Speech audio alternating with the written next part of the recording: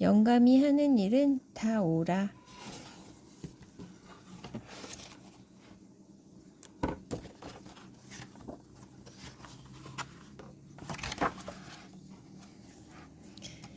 길가에 시골에서 흔히 볼 수 있는 초라한 집 한 채가 있었어요. 초가 지붕에는 이끼와 풀들이 비죽비죽 삐져나와 있고 벽은 기울어지고 창문은 낮게 달려 있었어요. 작은 연못에는 엄마 오리와 아기 오리들이 헤엄치고 있었고 그 위로 딱총나무 덤불과 옹이투성이의 오래된 버드나무가 드리워져 있었어요. 연못 곁에 묶여있는 개는 사람들이 지나갈 때마다 지저댔어요. 이 허름한 집에 노부부가 살고 있었지요. 노부부가 가진 땅은 곡식 하나 변변히 자라지 않아 쓸모가 없었어요. 그저 쓸모 있는 것이라곤 길가에 듬성듬성 돋은 풀을 뜯어먹는 말밖에 없었지요. 할아버지는 시내에 나갈 때면 말을 타고 갔어요. 가끔은 말을 이웃에게 빌려주고 그 대신 자질구레한 도움을 받기도 했지요. 하지만 노부부는 차라리 말을 팔거나 다른 것으로 바꾸는 게 훨씬 나을 거라고 생각했어요.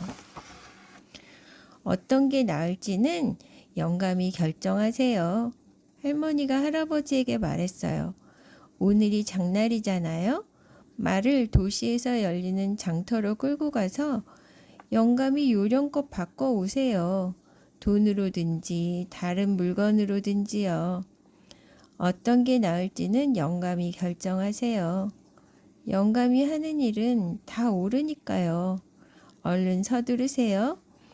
할머니는 할아버지 목에 스카프를 2번 매듭지어 말쑥하게 묶어준 다음 모자의 먼지를 탁탁 털어주고 할아버지에게 입을 맞추었어요. 할아버지는 말을 타고 집을 나섰어요. 그럼요, 그렇고 말고요. 할아버지는 어떤 게 가장 좋을지 결정할 수 있을 거예요. 햇살이 따갑게 내리쬐었어요. 하늘에는 구름 한 점 없었지요.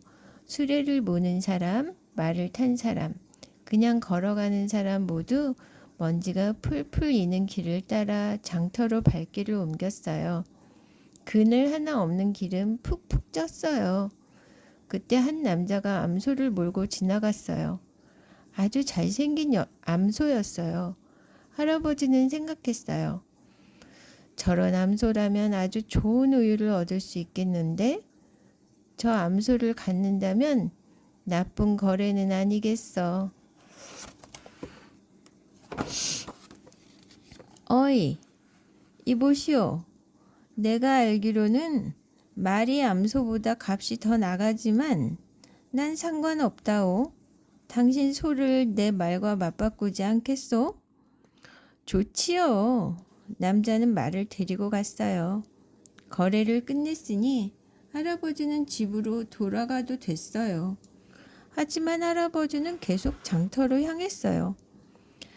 할아버지는 장터로 가서 그냥 구경이나 할 참이었어요.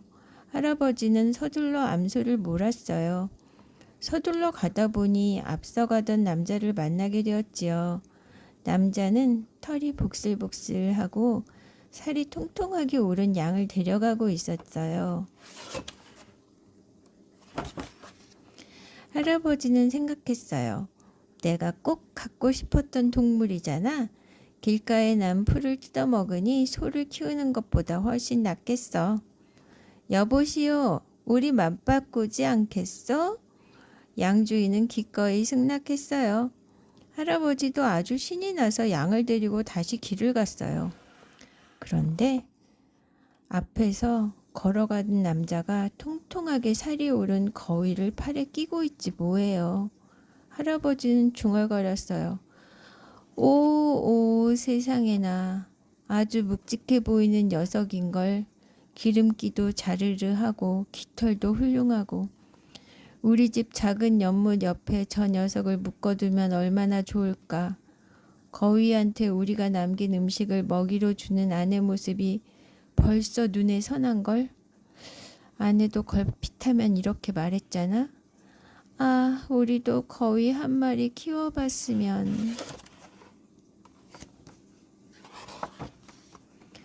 이봐요. 그 거위를 내 양이랑 맞바꾸지 않겠소? 그렇게 해준다면 아주 고맙겠소만. 남자는 당연히 손해볼 것이 없었지요. 그래서 할아버지는 거위를 갖게 되었어요. 할아버지는 이제 도시로 들어가는 문 앞에 이르렀어요. 날씨가 몹시 더운 데다가 사방에서 날뛰는 짐승들과 사람들로 할아버지는 아주 녹초가 되었답니다. 사람들과 짐승들이 차례차례 도시로 들어가는 허가를 받으려고 길 양편에서 꾸역꾸역 모여들고 있었지요. 허가를 내주는 남자는 옆에 암탉 한 마리를 메어두고 있었어요. 아주 토실토실하고 포동포동한 예쁜 암탉이 꼬꼬댁 꼬꼬댁 하며 눈을 깜빡였어요. 할아버지는 생각했어요. 오, 멋진 암탉이군. 할아버지가 제안했지요. 이 거위랑 맞바꿉시다. 통통하게 살이 오른 거위를 받아들면서 허가를 내주는 남자가 말했어요. 좋은 생각이요.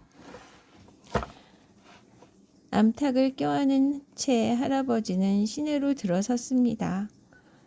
날씨는 찌는 듯 더웠어요. 할아버지는 기운이 쏙 빠졌어요. 집에서 나온 뒤로 얼마나 많은 거래를 했던가요. 이제 좀 쉬어야 했어요. 빵 한 조각을 곁들여 맥주 한 잔을 홀짝이면서 말이죠. 할아버지는 음식점으로 갔어요. 할아버지가 음식점으로 들어가려는데 음식점에서 자루를 든 소년이 나왔어요. 자루에는 뭔가 잔뜩 들어있어 꼭 터질 것만 같았어요. 할아버지가 물었어요. 그 안에 든 게 뭐냐? 소년이 대답했어요. 썩은 사과예요. 돼지 먹이로 쓸 썩은 사과가 들어있어요. 사과라고?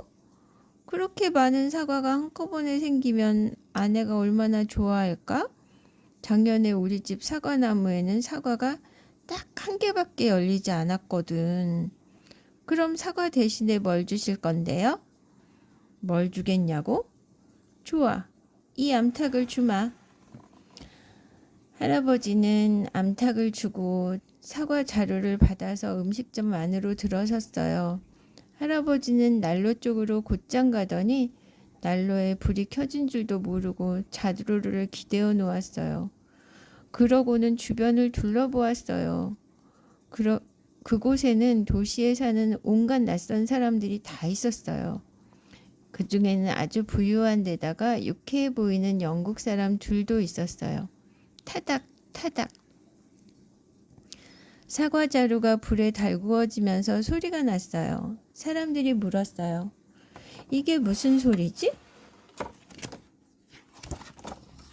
사람들은 곧 할아버지에 대해 알게 되었어요. 말을 타고 집을 나와 말을 암소와 바꾼 것을 시작으로 마침내는 썩은 사과 자루로 바꾼 것까지요. 한 영국 사람이 외쳤어요. 이런 딱한 양반이 있나. 집에 가면 부인한테 크게 혼나겠군요. 할아버지가 되물었어요. 혼난다고요? 뽀뽀를 마구 퍼부으면 모를까. 아내는 이렇게 말할걸요. 영감이 하는 일은 다 옳아요. 그럼 내기합시다. 난 그 반대에 100냥 걸겠어. 그보다는 금화 한 자루로 하시지요. 지금 나한텐 사과 한 자루밖에 없으니 말입니다. 영국 사람들이 외쳤어요. 그렇게 합시다.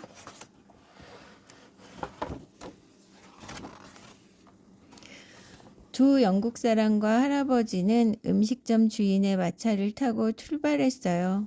마차에 사과 자루를 싣고서요. 마차는 할아버지네 집을 향해 전속력으로 달렸습니다. 여보, 나 왔소. 영감, 어서 오세요. 이것 좀 보. 난 말을 팔지 않고 그 대신 바꾸었다오. 할머니는 사과 자루나 손님들은 눈에 들어오지 않았어요. 영감, 잘했어요. 말을 암소랑 바꾸었다오. 어머, 정말 잘했네요. 암소라니. 그럼 우린 우유, 크림, 버터, 치즈를 먹을 수 있겠네요. 그런데 그 암소를 양이랑 바꿨지? 더 잘했네요. 영감은 어쩜 그렇게 생각이 깊은지. 양한테 먹일 풀 정도는 우리 집에도 충분히 있잖아요. 이제 양저제, 양저주로 만든 치즈, 게다가 양털로 짠 양말이랑 조끼까지 입게 되었네요. 그런데 그 양을 거위와 바꾸었다오. 기름기가 자르르한 멋진 거위군요. 그럼 올해 크리스마스는 제대로 보낼 수 있겠네요? 할아버지가 말했어요. 그런데 말이요. 거위도 없어요. 그걸 암탉과 바꾸었거든. 암탉이라고요? 암탉이 알을 낳아 품으면 병아리들이 나오잖아요. 생각해봐요. 병아리들이 삐약거리는 닭장을요. 내 평생의 꿈이었다오. 그럼 그것도 잊어버려요. 암탉을 썩은 사과 자루와 바꾸어 버렸거든. 할머니가 외쳤어요. 이리 와요. 내가 뽀뽀해 줄게요. 그리고 영감한테 얘기할 게 있어요. 기억나요? 내가 영감한테 허브 잎을 넣어 오믈렛을 만들어 주려고 했던 적이 있었잖아. 그때 우리 집에 달걀은 있었는데 허브 잎이 없었던 것 말이에요. 그래서 이웃집에 얻으러 갔었지요. 하지만 그 대신 내가 줄 게 없었잖아요. 우리 집들에는 아무것도 자라지 않았으니까 말이에요. 그런데 이제 그 이웃집에 사과를 한 자루나 줄 수 있게 되었네요. 세상에 얼마나 기쁜지 몰라요. 아이고 내 사랑스러운 남편. 그러고서 할머니는 할아버지한테 입을 쪽쪽 맞추었어요. 영국 사람들이 외쳤습니다. 대단하군요. 정말로 마음이 넉넉하신 부인이십니다. 내기돈을 받을 만합니다. 영국 사람들은 매우 흐뭇해하며 약속대로 자루 속에 들어있는 그 말을 주었답니다.